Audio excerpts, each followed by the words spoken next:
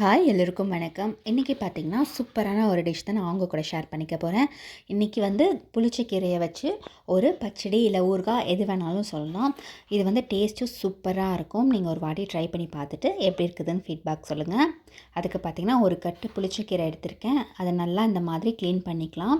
அது இலைங்களை மட்டும் இந்த மாதிரி எடுத்துகிட்டு ஒரு 2-3 தண்ணியில் நல்லா வாஷ் பண்ணிவிடுங்க. இது மாதிரி வாஷ் பண்ணிவிட்டு ஒரு காட்டன் துணியில் நல்லா ஆற வச்சுக்கலாம். இது நல்லா ஸ்டோர் பண்ணி வச்சு சாப்பிட்ற ஒரு ஊறுகாய் மாதிரி ரெசிபி. அதனால் சுத்தமாக தண்ணி இல்லாமல் இந்த மாதிரி ட்ரை பண்ணி எடுத்துக்கணும். அதுக்காக தான் இந்த மாதிரி நல்லா காய வச்சுக்கிறேன். ரொம்ப ட்ரை ஆகணும்னு இல்லை, அந்த தண்ணி சுத்தமாக இருக்கக்கூடாது. அந்த அளவுக்கு நம்ம காய வச்சு எடுத்துக்கலாம். இது ஒரு பக்கம் காயட்டும். நம்ம அதுக்குள்ளே இதுக்கு தேவையான பொருட்கள்லாம் ரெடி பண்ணிடலாம். ஒரு குக்கரில் தண்ணி ஊற்றிட்டு ஒரு 2 லெமன் சைஸ் அளவுக்கு நான் புளி எடுத்திருக்கேன். அதை இந்த குக்கரில் வச்சு நல்லா வேக வச்சு எடுத்துக்க போகிறோம். ஒரு 2 விசில் வச்சு எடுத்துட்டிங்கன்னா புளி நல்லா வெந்துடும். அதனால் ஒரு 2 விசில் விட்டு எடுத்துக்கலாம். இது வேகிறதுக்குள்ள இதுக்கு தேவையான பொருட்களை நம்ம ரெடி பண்ணிக்கலாம். இதுக்கு பார்த்திங்கன்னா ஒரு 3 முழு பூண்டு இந்த மாதிரி உரித்து வச்சுருக்கேன். அதுக்கப்புறமா 100 கிராம் அளவுக்கு காஞ்ச மிளகாய் எடுத்து வச்சுருக்கேன். இப்போ ஒரு ஸ்டவ் ஆன் பண்ணிக்கோங்க. ஒரு டேபிள் ஸ்பூன் அளவுக்கு எண்ணெய் ஊற்றிக்கோங்க. இப்போ நம்ம உரித்து வச்சுருக்க இந்த பூண்டை வதக்கிக்கலாம். சும்மா லேசாக ஒரு 2 நிமிஷம் வதக்கினா போதும். இந்த ஊறுகாய்க்கு பார்த்திங்கன்னா எல்லா பொருளுமே தனித்தனியாக தான் இந்த மாதிரி வதக்கி எடுத்துக்கணும்.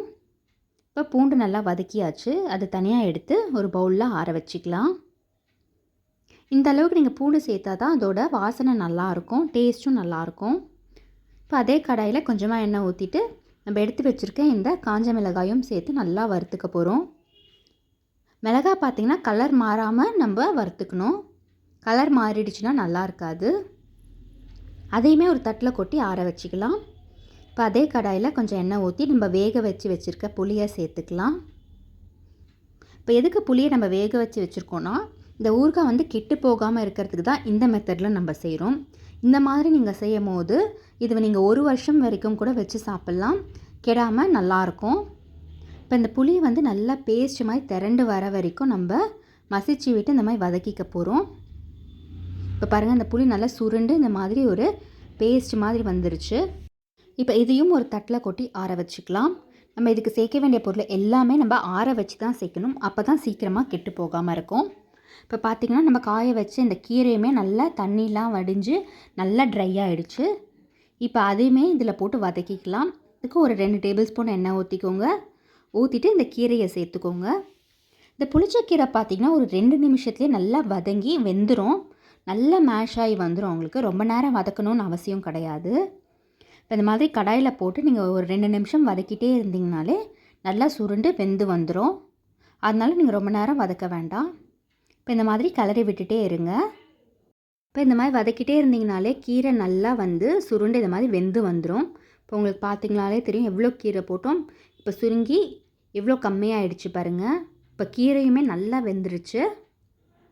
இந்த மாதிரி கீரை நல்லா வெந்து வந்தோடனே ஸ்டவ் ஆஃப் பண்ணிவிட்டு அதையுமே ஒரு தட்டில் கொட்டி நல்லா ஆற வச்சுக்கலாம்.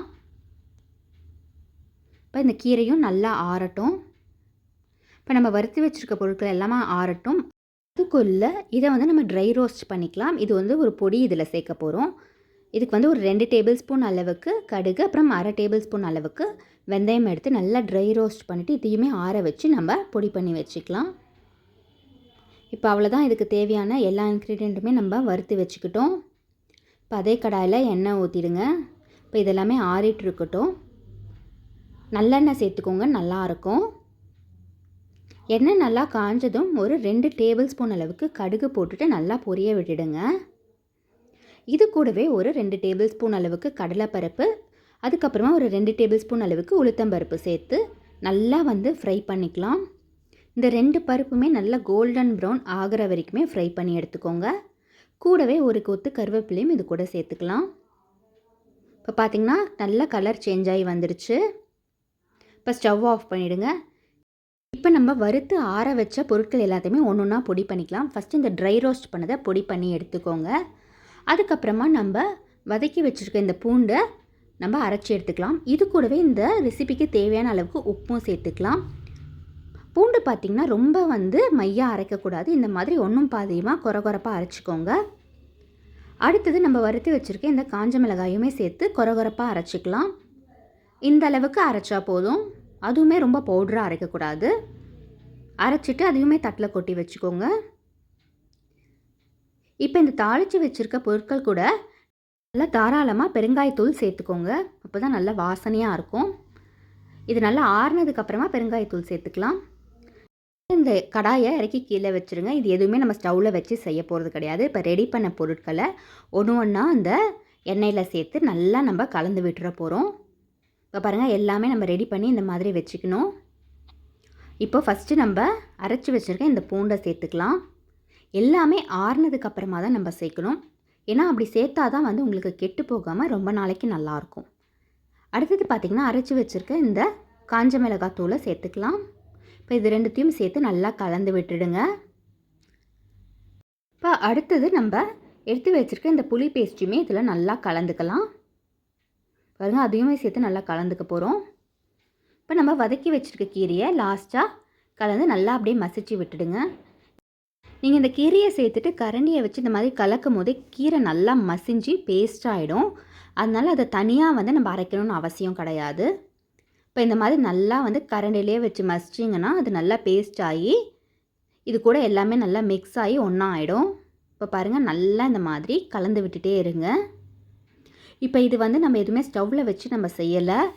இப்போ இந்த கீரையுமே நல்லா மசிஞ்சு இது கூட சேர்ந்துருச்சு. கடைசியாக நம்ம அரைச்சி வச்சுருக்க இந்த பொடியுமே சேர்த்து நல்லா கலந்து விட்டுடுங்க.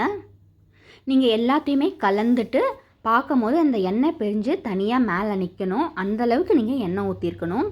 அப்போ தான் இது கெட்டு போகாமல் ரொம்ப நாளைக்கு நம்ம ஸ்டோர் பண்ணி வைக்கிறதுக்கு நல்லாயிருக்கும். இப்போ பாருங்கள், சூப்பரான இந்த புளிச்சக்கீரை ஊறுகாய் ரெடி ஆகிடுச்சு. இது வந்து நீங்கள் ரைஸ் கூட போட்டு சாப்பிடும் போது சூப்பராக இருக்கும். இல்லை இட்லி தோசைக்கு கூட நீங்கள் தொட்டு சாப்பிட்லாம். ஆனால் சூடான சாதத்தில் இந்த ஊறுகாவை போட்டு கொஞ்சமாக நெய் விட்டு சாப்பிடும்போது டேஸ்ட்டு சூப்பராக இருக்கும்.